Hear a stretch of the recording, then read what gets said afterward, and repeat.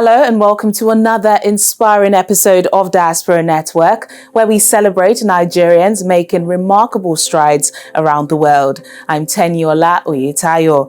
On today's program, we explore the transformative power of art and how Nigerian creatives in the diaspora are using their talents as a catalyst for change. We'll be highlighting the work of Lanre Olagoke, recently honored with the Member of the Order of the British Empire. His journey from adversity to advocacy has inspired many, and he shares how his art is not just about creation, but about making a real impact in communities. But before all that, let's get up to speed on the latest news from the diaspora. I've never really been represented fully and properly and honestly. The London Museum Docklands and the Sugar and Slavery Gallery recently unveiled a new artwork commissioned by UK-based artist Caroline Chinekwe, which is now part of its permanent display. Chinekwe's portraits, titled His Lived Experience and This Is Us, draw inspiration from interviews she conducted with Africans and Caribbeans in the diaspora. After over 20 years in the fashion industry, Caroline decided to start creating art of her own in 2019, adopting the use of mixed media, creative direction, and fashion. Her new artworks explore themes such as Black identity and empowerment, social justice and equality, combining jewellery, headwear, and unique hairstyles that express cultural pride. The senior curator at London Museum Docklands says they've been excited to work with Caroline as her approach offers a brilliant exploration of the multiplicity of Black culture and the experiences of Londoners today. Nigerian-American singer Shabuzi's A Bar Song Tipsy recently became the US's most streamed song of the year, surpassing Kendrick Lamar's Not Like Us and Benson Boone's Beautiful Thing.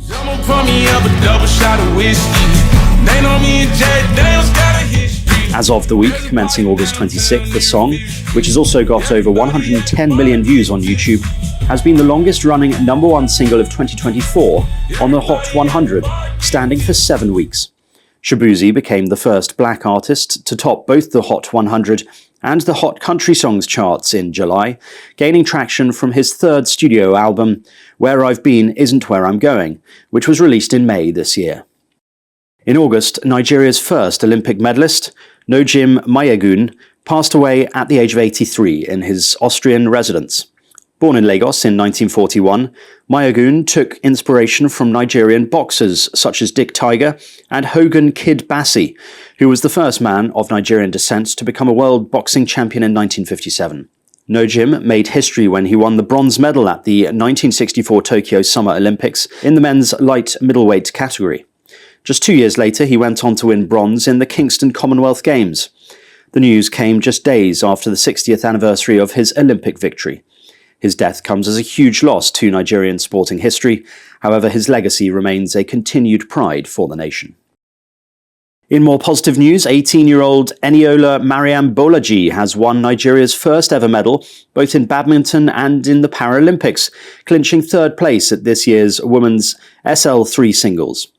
After beating her Ukrainian opponent, Oksana Kozina, she quickly ranked at number 2 by the World Para-Badminton Federation. The star has won 6 of her last 7 tournaments, including the Uganda PB International, a triple crown at the Africa Championships, and a title in Dubai. She previously played tennis before she was scouted by para-badminton coach Bello Oyebanji, who encouraged her to switch disciplines. This win comes 3 years after he tragically died in a road accident as she was preparing for the 2021 Games. Bolaji described him as a man of discipline and like a father, and she held up his picture to honour him following her win. Esther Nwogu also secured Nigeria's second ever Paralympic medal, claiming silver in the women's up to 41-kilogram para-powerlifting event. Despite dislocating her shoulder just days before her event, the 21-year-old set 2 new Paralympic records in her last 2 attempts, lifting an impressive 112 kilograms and 118 kilograms, with only 1 full-functioning arm, and missing the gold title by just 1 kilo. In an interview, she says winning silver was like heaven. She says what's next for her is a gold medal and world records. Simon Pusey with your Diaspora Network News Wrap in London. From paintbrushes to poetry and music, many Nigerian creatives in the diaspora are using their talent as a powerful tool for social change and activism. In our special report this week, we explore how creatives like Lanre Olagoke are transforming lives and communities through their work, turning personal struggles into inspiring stories of hope and empowerment. Artists have long been at the forefront of movements for change, using their creative expressions to challenge the status quo, provoke thought, and inspire action across visual arts, music, theatre, and literature.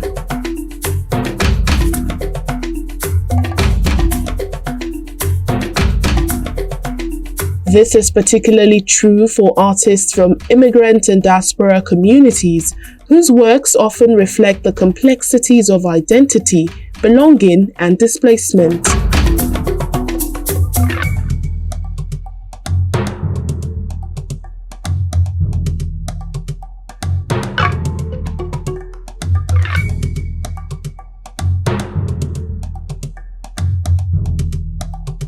Many Nigerian creatives in the diaspora have gained recognition for using their talents to address pressing social issues, empower underrepresented communities, and offer platforms for healing and transformation. My name is Victor Ehikameno. I'm an artist and a writer from Nigeria. One of such artists is Victor Ehikameno, a multidisciplinary artist based in the United States. Through his visual art, Ehikameno tells powerful stories about African culture, identity, and colonialism. Well, I grew up in a village called Udomi Uwesan, which is in Edo State, in the midwestern part of Nigeria, and it was quite a very vibrant village that I grew up in with all my friends and everything. So I caught art very early. His work, showcased at international exhibitions like the Venice Biennale, often reflects the struggles of post-colonial Africa. By confronting stereotypes about African art and exploring the intricacies of the Nigerian identity, he challenges global perceptions. In addition to his art, Ehikameno mentors young African artists and advocates for greater representation of African art on the global stage. I'm Yinka Shonibare. I'm an artist. I'm in my studio in East London, just around the corner from Broadway Market. Yinka Shonibare, a British-Nigerian artist, has also made a significant impact on the global art scene with his exploration of colonialism, race, and cultural identity through sculpture, painting, and installations. Actually, art is connected to, life, and it's also connected to the imagination and folklore and mythology and all those sort of things. Shonibare's works frequently incorporate African textiles, examining the intersections of African and European histories. Recognized with a Commander of the Order of the British Empire, his art challenges traditional narratives and sparks conversations about power, identity, and globalization. Beyond his artwork, Shonibare actively supports emerging artists and promotes diversity within the art world. In Berlin, Germany, Emeka Ogbo, a Nigerian sound and installation artist, uses sound to explore themes of migration, displacement, and belonging. His immersive audio installations capture the experiences of migrants and evoke the emotional landscapes of cities like Lagos and Berlin. You're probably hearing electric power generators. You're probably hearing some church that is having a night vigil. You're probably hearing a party going on somewhere. So when I first started living in Berlin, I found it hard to sleep. And it was because it was quiet. It was completely silent for me.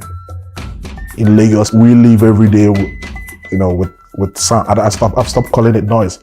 This is really like sound. It's a composition. The city composes, and this really captivated me to working a lot with sound. By blending Nigerian urban soundscapes with the experiences of diaspora communities, Ogwa prompts his audiences to reflect on the complexities of migration. And Laolu Shebanjo, a Nigerian-born visual artist, musician and human rights lawyer based in New York, has gained international acclaim for his Afrofuturist art and body painting.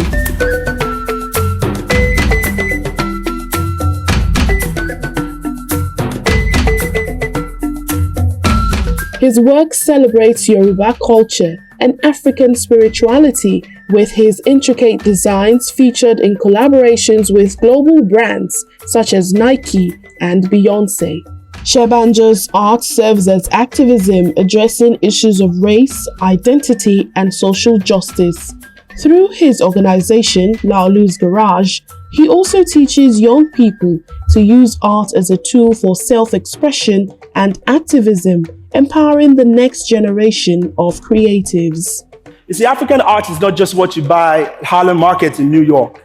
Every artist has a name, and every artist has a story. Now let's turn our focus to our guest today, self-taught painter Lanre Olagoke, who spent part of his childhood in Nigeria and whose work goes beyond the canvas to touch lives. Recently honored with an MBE for his services to charity and young people, he believes this story of transformation through art is a testament to the power of creativity as a catalyst for change. Born in 1962 in London, Lanre Olagoke spent his early childhood in Nigeria, where he discovered his passion for painting at the age of 5. However, without support from those around him, Olagoke faced significant challenges. When he returned to London at the age of 19 to study, his life took a turn for the worse, as he became involved in drugs and gambling, leading to homelessness. Obviously, in those days, our parents, coming from a Nigerian background, my parents wanted me to study economics. So I was born here in London. Then when I was 4, I went back to Nigeria. Then I came back when I was about 21. And economics, you have to do something that will bring in money for you. And not only that, supports me as maybe in the future.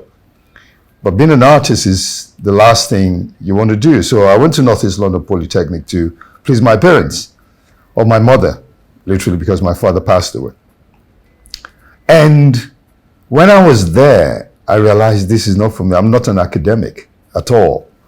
So a friend of mine helped me to write an essay and put something together. And I decided that, the teacher realized that these two people have similar essays. I didn't even paraphrase it anyway. I just wrote the same thing he gave me. Then the lecturer told me to wait outside. So I waited outside and I knew that's it for me. Economics is over. Then I had to go home, talk to mom, and that was it. I just don't want to do economics. And I left home. I decided to leave home. Then things went wrong. Got into drugs, became homeless, to cut the story short. Drawing from his experiences living in hostels, Lanre Olagoke founded the Art Alive Art Trust in 1997. The organization aims to make art accessible to young people across various settings, from primary schools to prisons. In there was when I met a gentleman called Perry. In my room, I was saying, where's God? How come people are dying in here? Or people, every single day, you will see an ambulance or the police. Now, why is that? Because either somebody is overdosed in their room, or somebody stole something from the shop and ran into their room. So there's always the police and the ambulance. And that was traumatizing. So the guy came into my room, Perry, and I said, where did he come from? He said, he's been in and out of prison for 21 years. So he said, what do? I said, I'm an artist. So he said to me, they need me in prison. So I said, what do you mean? He said, you can do art in prison. And that was when the coin dropped. I said, yeah, I want to help people. I want to do that. So I went with my social worker, my support worker, and I told him, I want to go to prison. He said, no, stay here. So I explained myself to him. I want to help people. This is what I want to do. And he said, the mere fact you came up to me that you want to do that, now I can help you. Then the process, to cut the whole story short, really, I met with Paul Boateng. He sent me a letter to say to go to Wandsworth Prison. I went to Wandsworth Prison, and that was how it started. Over the past 2 decades, the Art Alive Trust has worked extensively with homeless individuals, prisoners, and school children. He believes that his personal experiences enable him to connect with others facing similar struggles, which has been crucial to the success of his organization. I've worked with a lot of young people in schools, in hospitals, prisons, and things like that. You will always encounter challenges, but what makes it very authentic for them and makes it workable is because they can relate to what this man in front of them has been through. He's not just an educated person who came from university and he or she is telling them what to do. But they find out that I can relate. So it's easier for them to listen to me than even though their parents or their friends or whoever they're listening to. And that has been my success. That's been my selling point that makes Art Alive successful. When we return after a quick break, we hear more from Lanre Olagoke about his Art Alive Arts Trust Foundation and how he's using art to make a difference in the lives of others. Please stay with us. Thanks for staying with us on Diaspora Network. And now to continue our chat with self-taught painter Lanre Olagoke, who's using his Art Alive Arts Trust Foundation to help young people in the UK. A self-taught artist, Lanre Olagoke was recognized in the King's 2024 New Year's Honours List for his work in helping thousands of young people access the arts. He hopes this recognition will further the mission of his organization. To be honest with you, when I heard I was being called to be honored with the MB by the King, and I was like, oh wow, you know. And to me, the MB is not so much about me, but it's about the young people I've worked with who, to date, probably worked with over 5,000 youths in the last 25 years or more. And without them, there's no MB, really. It's not so much being me, Larry, being an artist or a good artist or whatever, but it's about the contribution in which I've given to the community, especially the youth, who are our future. Now, if some of them will look at me and say, if Mr. Lanre can have an MBE, they have hope. There is hope for them. You know, because they are coming from, some of them, the background I came from, being homeless on the street and being a drug addict. So the MBE means a lot to them. And to me as well, because it will open doors, which it is already opening doors, not just for me, but for a lot of young people I work with. Lanre Olagoke was inspired and mentored early in his career by Ben Nwanwu, the first African artist to sculpt a portrait of Queen Elizabeth II. He also had the privilege of being mentored by the renowned British Guyanese painter Frank Bolin. Because before, even though when I started painting, the first person I met, there was this English lady who called me, said, oh, there's this Nigerian artist. Then I had a single lock. I used to smoke weed and everything. And he told me about this man, late Professor Ben Nwanwu.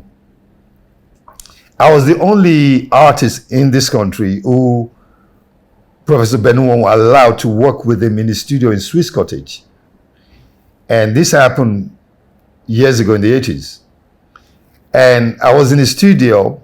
First thing he said to me was, are you a Nigerian? I said, yes.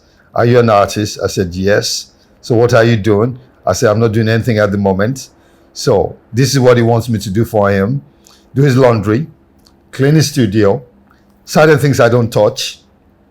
And after that, I leave the studio. I go. Nothing else. Don't arrange anything. Don't touch anything. Then in time, he got to know me. Then when he started having exhibitions in different places, he always asked me, Lanre, what do you think we should sell this one? What do you think? And I was like, well, I don't know.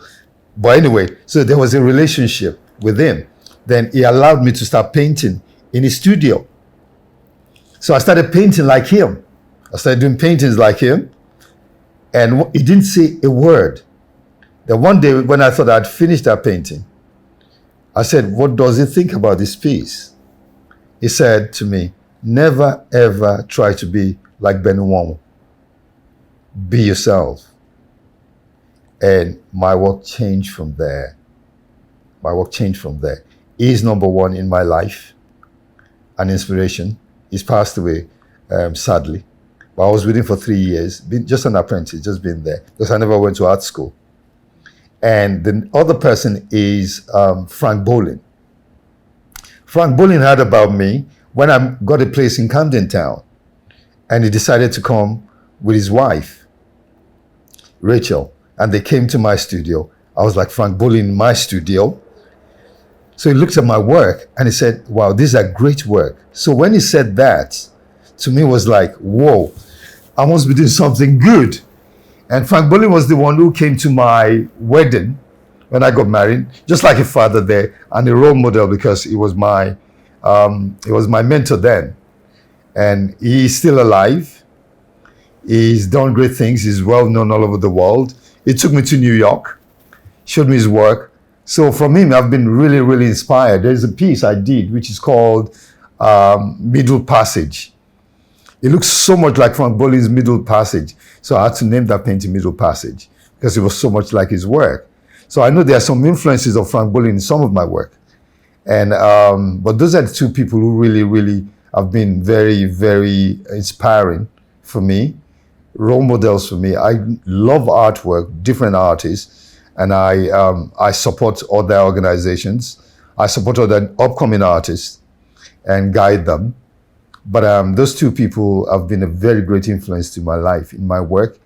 Olagoke was ambitious about establishing an arts academy that will nurture and empower the next generation of talent across various creative industries worldwide. My vision is to have an art academy, Art Alive Academy, a academy where there will be studio space for upcoming artists to enhance their skills, art gallery in there, auditorium, filmmakers. I work with filmmakers, actors as well. And there's going to be a film studio, there's going to be a dance studio, anything creative, fashion, that will be the academy. So we can support a lot of young people in this country. UK has been a great, great place for me and has helped me in my growing up as a Nigerian. Well, even though I'm born here in England, I am grateful to be here, to have the opportunities that has helped me to become who I am. And that I don't take for granted. And those sort of things I want to take back to Nigeria as well and support a lot of young people. I've learned a lot in this country. I've been here now over 40 years. And I want to take back to Nigeria. Nigeria is a big place for me. My heart, I desire to be in Nigeria and to give back in Nigeria and support a lot of young kids. Look at kids who they've not even been in education, but they're talented, they're gifted. And look at where that has taken us. Look at the fashion industry. You don't have to be fashionable to be a fashion designer, or you don't have to be educated or go to fashion school to be a fashion designer. You don't have to go to music school to be a great musician.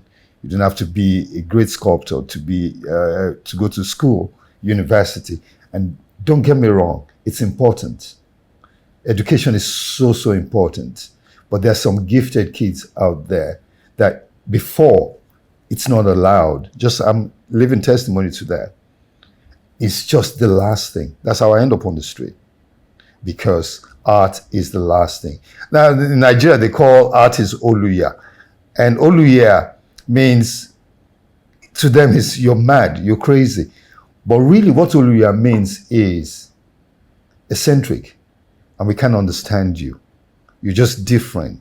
So we're not allowing you in. And that's Oluya, eccentric. And most geniuses are like that. People don't understand them, and we condemn them at a younger age. But once you start listening to the young people, find their talent, see the potential in them. What we're looking for as parents is to look at the potential in them and then nurture that potential. And I think that slowly is being seen. Parents are realizing that, no, you don't have to be a doctor, or you don't have to be an engineer or a business person. That can come later, but what is it you're passionate about? What is it you really want to do? And it's very important we listen to our young ones and the young people to encourage them more. Lanre Olagoke, whose work has been exhibited in cities like New York, Los Angeles, Berlin, Barcelona, and across Africa and the UK, is married to his wife Simone and has 2 daughters, Adeola and Remy Ann.